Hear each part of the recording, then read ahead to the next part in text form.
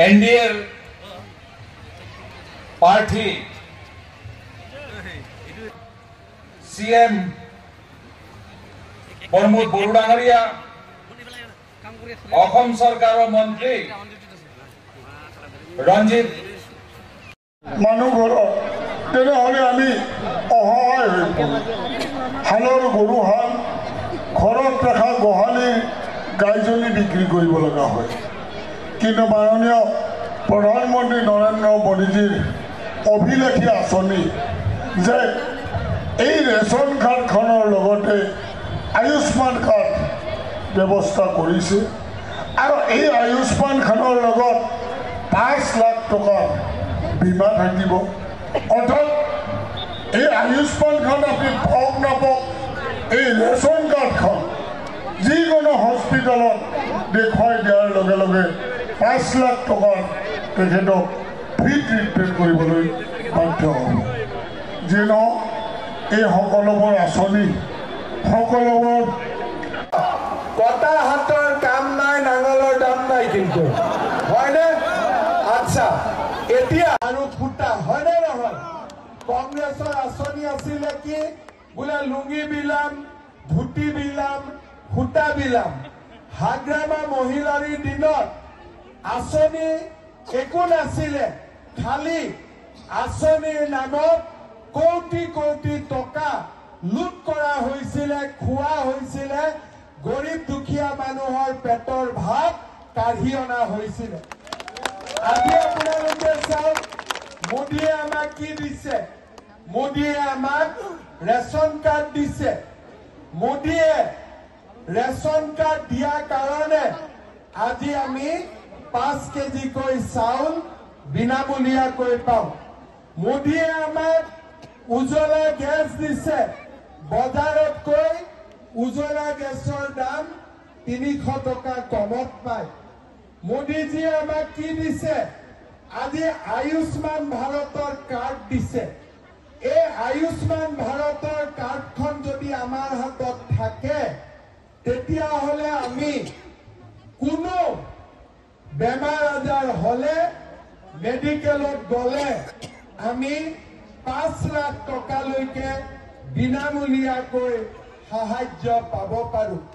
শ্ৰদ্ধাৰ ৰাইজ, আজি আপোনালোকে জানে যে আমি ল'ৰা ছোৱালীক লৈ আমাৰ মনত সদায় চিন্তা থাকে। আজি মই ইয়াত আহোঁতে মোক দুজনী মায়ে ক'লে যে মোৰ ল'ৰাটোক এটা চাকৰি দিবি, হয়নে?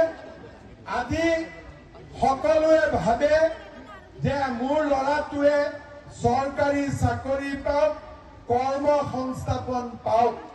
কিন্তু অসমত যেতিয়া কংগ্ৰেছৰ চৰকাৰ আছিলে, হাগ্ৰামা মহিলাৰ চৰকাৰ আছিলে, ঘোষ নিদিয়াকৈ চাকৰি হৈছিল নেকি? ঘোষ নিদিয়াকৈ চাকৰি হৈছিল নেকি? আনকি অংগনবাদী চাকৰিৰ কাৰণেও পইচা দিব লাগিছিল, হয়নে নহয়? আহিব দিয়ক পুলিচসকলে। পুলিচ আহিব দিয়ক।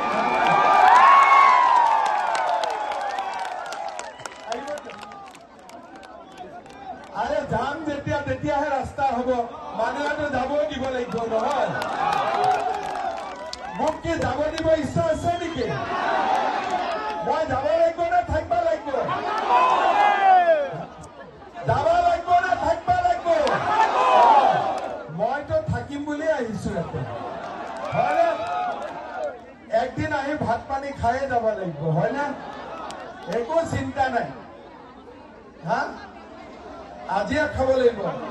আজি ৰেডি কৰা নাই নহয়? ৰেডি আছে? ঠিক আছে।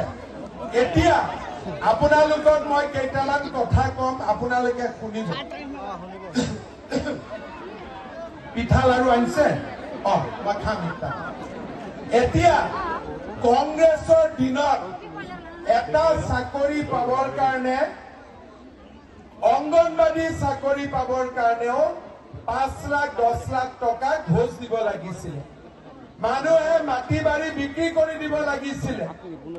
এতিয়া মই যেতিয়া মুখ্যমন্ত্ৰী হলো, মই 1 লাখ চাকৰি দিলো 1 টকা খালো কাবাৰ পৰা 1 টকা খালো কাবাৰ পৰা আজি আমাৰ অসমত চাকৰি কোনে পায় ঠেলা চালকৰ ল'ৰা ৰিক্সা চালকৰ ল'ৰা কাম কৰা মানুহৰ ছোৱালী দুখীয়া মানুহৰ ল'ৰা আৰু গৰীব আৰু মধ্যবিত্ত পৰিয়ালৰ ল'ৰা এতিয়া চাকৰিৰ নামত কোনেও দালালি কৰিব নোৱাৰে 1 লাখ চাকৰি দিয়া হৈ গ'ল আজি মই আপোনালোকক ঘোষণা কৰিছো যে অহা 1 বছৰৰ ভিতৰত মই আৰু 50